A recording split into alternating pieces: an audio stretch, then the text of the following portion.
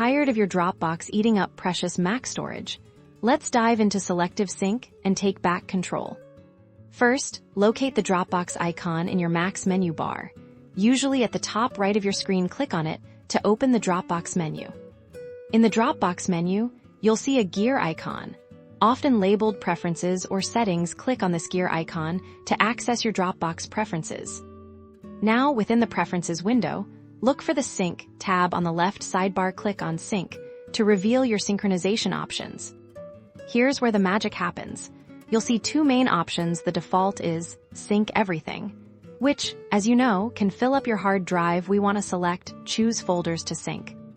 After selecting Choose Folders to Sync, a list of all your Dropbox folders will appear. Notice the checkboxes next to each folder. These checkboxes control whether a folder is synced to your Mac.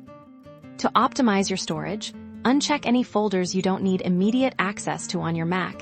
If you have large video projects or extensive photo libraries that you rarely work with directly on your laptop, uncheck them. Conversely, if you have important documents or work projects you access daily, make sure those checkboxes are ticked.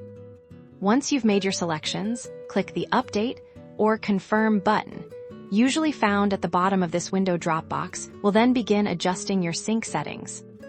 You'll notice in your Finder that folders you've deselected will either disappear or show a cloud icon, indicating they are still safely stored in your Dropbox cloud, but are not taking up space on your Mac's hard drive.